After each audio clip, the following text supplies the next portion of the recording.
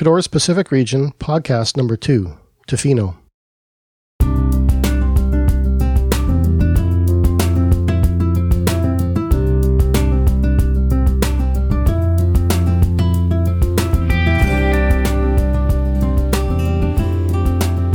The Tofino Aerodrome is located within the boundaries of a national park on the west coast of Vancouver Island, 7 nautical miles southeast of the village of Tofino.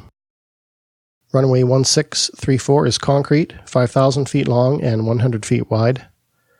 Runway 725 is concrete, 4,999 feet long and 150 feet wide. Runway 1129 is asphalt, 4,997 feet long and 100 feet wide. The aerodrome elevation is 80 feet. There is a private water landing strip alongside runway 1129. The aerodrome is in a Class Echo control zone within 5 nautical miles to 3,100 feet, within a larger control area extension. Class Golf surrounds that. The aerodrome has instrument approaches, and there is a mix of scheduled commercial and GA traffic. It is served by a remote communications outlet, staffing a mandatory frequency during the day. In this episode, we have 3 Cador's reports occurring at Tofino to discuss. I'm Brad Crockett, a private pilot, single-engine land. Joining me is Steve Morley, who holds most ratings, including commercial, IFR, complex, high-performance, and seaplane. Hi, Steve. Hi, Brad. Thanks for having me contribute. Our first report is Cador's number 2010 P1182. Nav Canada reports that at 2302 Zulu on August 15th, 2010, the pilot of a Pacific Coastal Airlines Shorts 360, VFR to Vancouver, reported a pogo stick was inadvertently left under the tail on departure. The pilot indicated it may be on taxiway Golf or runway 0725. 3 other aircraft reported that the item was not on the runway or taxiway. That's the end of the report. Steve, is a pogo stick one of those hand-operated tow bars? No, Brad. I believe what they're referring to in this case is what's called a tail stand. It is used whenever an airplane may be tail-heavy during the loading or unloading operation, in case the balance shifts too far aft and it prevents the tail from striking the apron.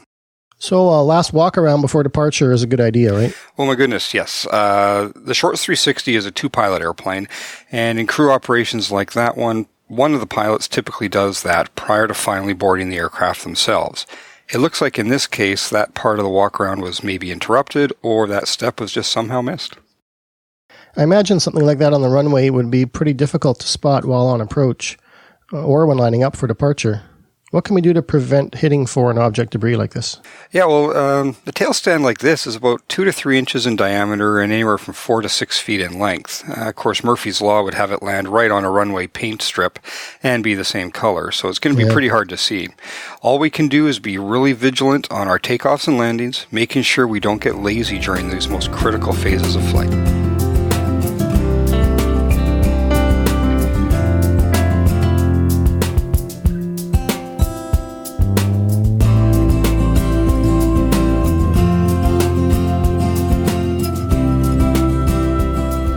Our second report is Cador's number 2014 P2089. Nav Canada reports that on December 15th, 2014, the Tofino Remote Advisory Service on 123.25 was unserviceable. That's the end of the report. I expect a NOTAM would be issued for this, right? Yeah, for sure. If this had been a planned outage, I doubt we would see an actual Cador's report. So this strikes me as it being something maybe like a power outage at the antenna array or some such. Once being made aware of the failure, a NOTAM would certainly be issued and disseminated to all the flight service stations and on the Nav Canada website.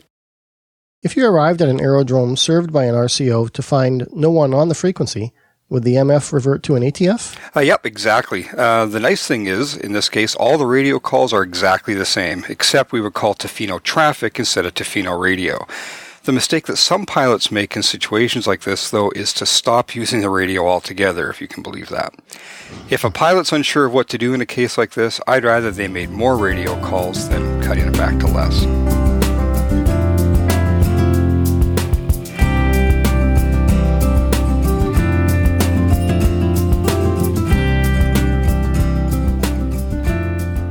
Our final report is Cador's number 2015 P1653.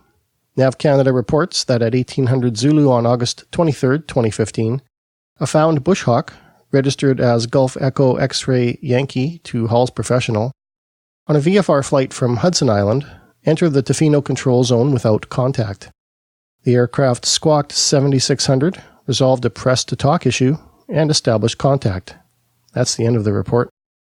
Steve, a push-to-talk issue could mean you're stuck in transmit mode, or it could mean that you're stuck in receive mode, right? Well, Brad, I've seen Cador's reports in the past that have actually mentioned a stuck mic, so I'm presuming that the pilot in this case was mashing down on their push-to-talk switch with no response, or the transmit light wasn't illuminating.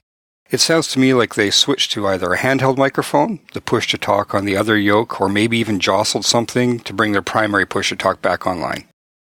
If we can't get push-to-talk resolved, we can't get it working, is there anything else we can do besides setting the transponder to 7600 to indicate lost comms?